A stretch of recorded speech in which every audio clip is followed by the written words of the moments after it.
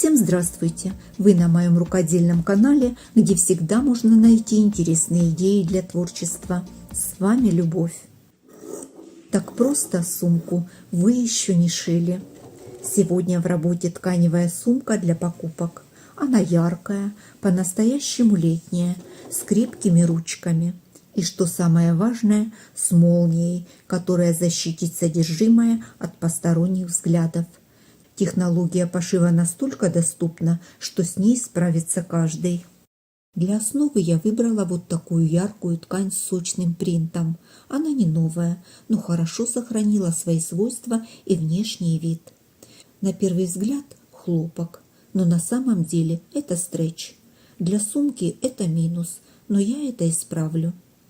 Для подкладки я взяла ткань цвета фуксии, у нее интересная фактура. Ткань слегка подвижная, но она отлично подходит по цвету.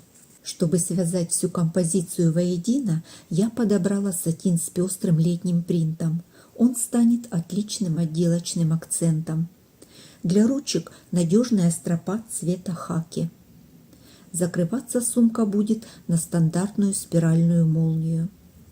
Из основной ткани вырезала два прямоугольника максимально возможного размера. Один из прямоугольников собрала из двух деталей. Чтобы сумка хорошо держала форму и служила дольше, я продублирую эти детали клеевым флизелином. Чтобы флизелин держался надежно, его нужно правильно приклеить.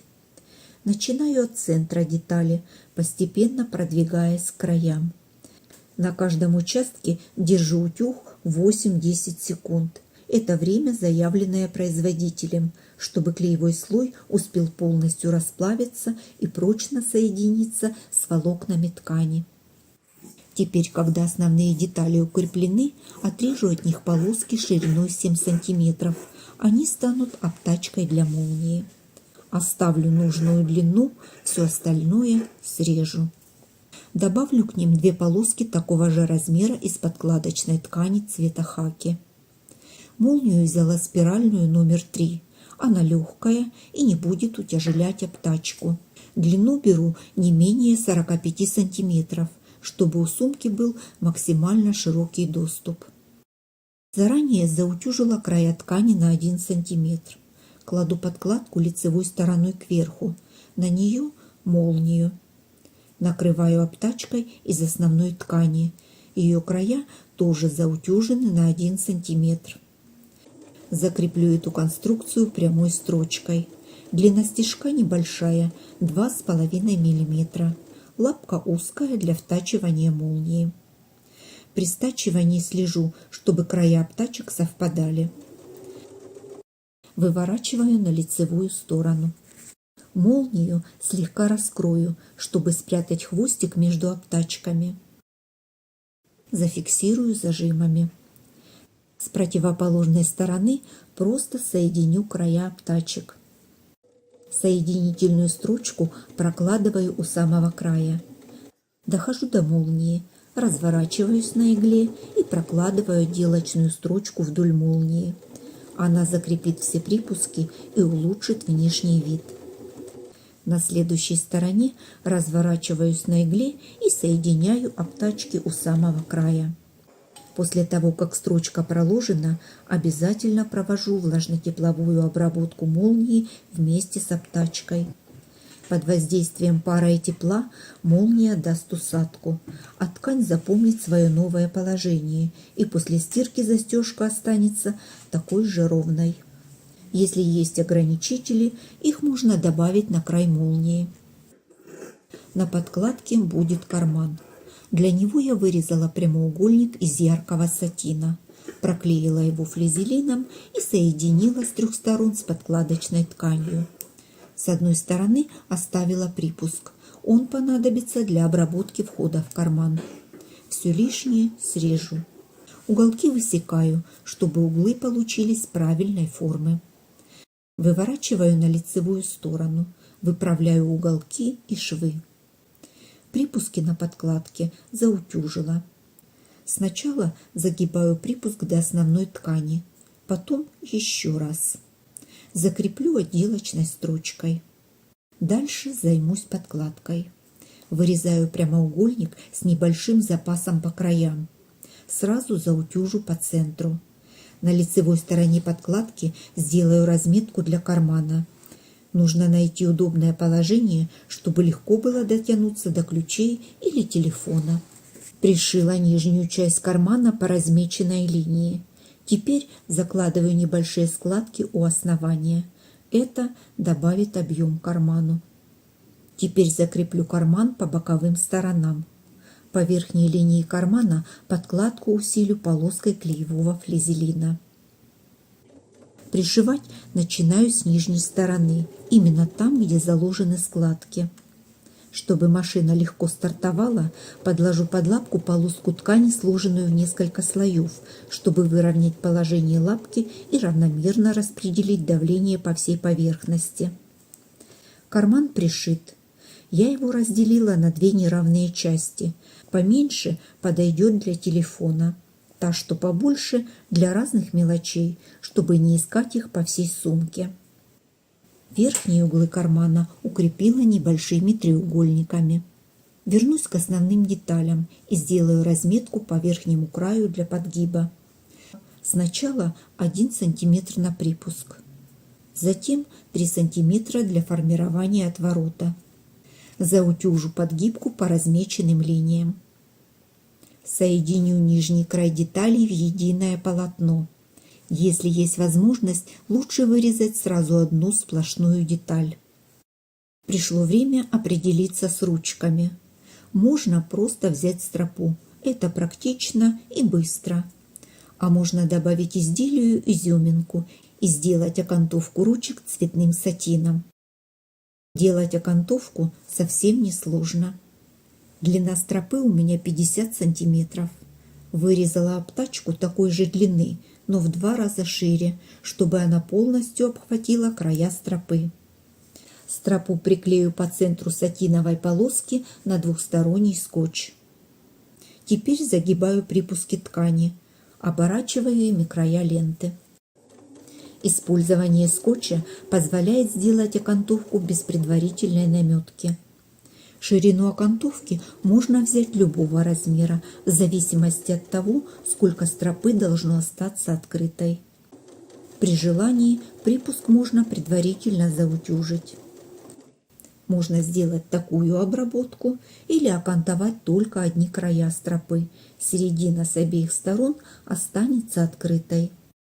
Настало время соединить внешнюю часть сумки с внутренней. Совмещаю центры. Это важно, чтобы сумка не перекосилась. Закреплю это положение булавками, и можно переходить к финальной сборке. Приподнимаю заутюженную подгибку основной детали и вставляю под нее край подкладки. Я брала с запасом. Сейчас можно срезать излишки ткани. Размечу центр и место для ручек. Беру одну часть молнии с обтачкой, совмещаю центры и вставляю край обтачки под заутюженную подгибку. Рабочую ширину обтачки оставлю 4 сантиметра. Ориентируясь на разметку, следом за молнией вставлю ручку. Соединю все слои обычной прямой строчкой, отступив от края пару миллиметров. Длину стежка сделаю 3 миллиметра. Это будет одновременно соединительный и отделочный шов с лицевой стороны. При необходимости можно помочь себе распарывателем. Здесь не нужно торопиться. Теперь проложу вторую отделочную строчку, которая пройдет по верхнему краю сумки. Когда дохожу до ручки, отгибаю ее и прошиваю. Так ручка надежно фиксируется в вертикальном положении. Когда лапка заходит на стропу, она наклоняется, и в этот момент случаются пропуски стежков. Вкладываю под свободный край лапки полоску ткани, сложенную в несколько раз, выравниваю лапку и получаю качественный шов. Для таких случаев существуют специальные лапки-подкладки, но можно обойтись и тем, что есть под рукой. Поверну заготовку на лицевую сторону, хорошо выровняю ткань и проложу по краю основной детали строчку, которая соединит ее с подкладкой. Подкладочная ткань у меня подвижная, и я брала ее с небольшим запасом, чтобы было удобнее совмещать детали. Теперь, когда строчки проложены, я срежу все лишнее точно по контуру основной детали. Чтобы хвостики молнии не попали в боковой шов, я отгибаю их вовнутрь и фиксирую зажимами. Складываю детали и соединю боковые стороны прямой строчкой, отступив от края 3 мм. Это технический шов. Он соединяет детали перед обработкой срезов. Выворачиваю сумку на изнаночную сторону. Хорошо выправляю уголки и швы. Обязательно проутюживаю, чтобы шов не стягивал ткань. Прокладываю финальную строчку на ширину лапки. Этого расстояния вполне достаточно. Первые припуски всего 3 мм, и они надежно спрячутся внутри шва. Можно оставить сумку и в таком виде, но я хочу добавить ей объем. Замеряю расстояние от края обтачки молнии до бокового шва. Откладываю такое же расстояние по боковому шву внизу сумки. Эта простая арифметика поможет сделать идеально симметричные уголки, и дно получится абсолютно ровным. Когда уголки прошиты, их можно срезать и обработать край. А можно просто закрепить несколькими стежками к боковому шву. При желании дно можно заутюжить по контуру.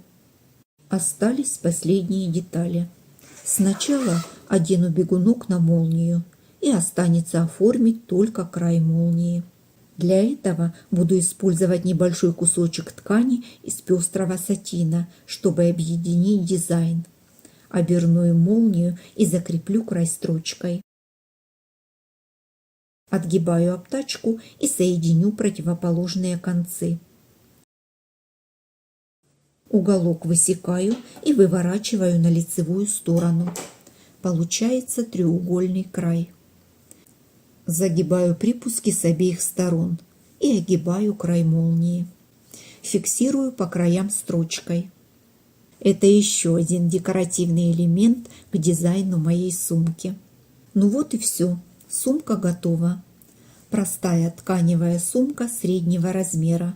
Она легкая и вместительная. И самое главное, несмотря на то, что эта сумка с молнией, шьется она на удивление легко. Сборка настолько проста и логична, что просто невозможно что-то перепутать.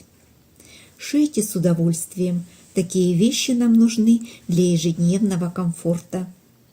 Жду ваши комментарии. Я их все вижу, читаю и по возможности отвечаю. А я на этом с вами прощаюсь. До новых рукодельных встреч!